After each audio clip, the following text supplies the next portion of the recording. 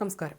തട്ടിക്കൊണ്ടുപോയ യുവ പ്രവാസി വ്യവസായി VP ഷമീറിനെ കണ്ടെത്തി. മലപ്പുറത്ത് നിന്ന് തട്ടിക്കൊണ്ടുപോയ ഷമീറിനെ കൊല്ലത്ത് നിന്നാണ് കണ്ടെത്തിയത്. സംഭവവുമായി ബന്ധപ്പെട്ട് 4 പേരെ കസ്റ്റഡിയിലെടുത്തിട്ടുണ്ട്.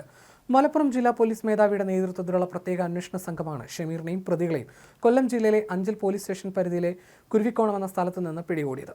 ചൊവ്വാഴ്ച രാത്രി 8ഓടെയാണ് പാണ്ടിക്കാട് സ്വദേശിയായ ഷമീറിനെ ഒരു സംഘം കാറിലെത്തി തട്ടിക്കൊണ്ടുപോയത്. വീട്ടിലേക്ക് ബൈക്കിൽ മടങ്ങുന്നതിനിടയിലായിരുന്നു സംഭവം. വഴിയിൽ വെച്ച് കാർ ഇടിച്ച് തെറിപ്പിച്ച് ഷമീറിനെ ബലമായി കാറിൽ കയറ്റിക്കൊണ്ടുപോയി.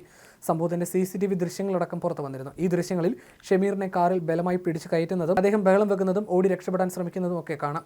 തട്ടിക്കൊണ്ടുപോയവർ മോചനദ്രവ്യമായി 1 കോടിയിലേറെ രൂപ ആവശ്യപ്പെട്ടതായി വീട്ടുകാർ പോലീസിന് മൊഴി നൽകിയിരുന്നു.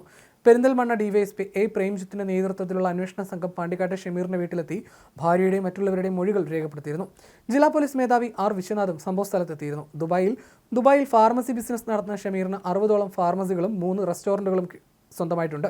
മുൻ പാർട്ട്ണർമാരുമായിട്ടുള്ള സാമ്പത്തിക ഇടപാടുകളും അതുമായി ബന്ധപ്പെട്ട കോടതി തർക്കങ്ങളുമാണ് തട്ടിക്കൊണ്ടുപോകലിന് പിന്നിലെന്നും പോലീസ് സംശയിക്കുന്നുണ്ട്. കുടുംബസമേതം വിദേശത്ത് കഴിയുന്ന ഷമീർ കഴിഞ്ഞ 4-ാം തീയതിയാണ് നാട്ടിലെത്തിയത്. ഓഗസ്റ്റ് 18-ന് തിരികെ വിദേശത്തേക്ക് മടങ്ങാനിരിക്കുകയായിരുന്നു ഈ സംഭവം.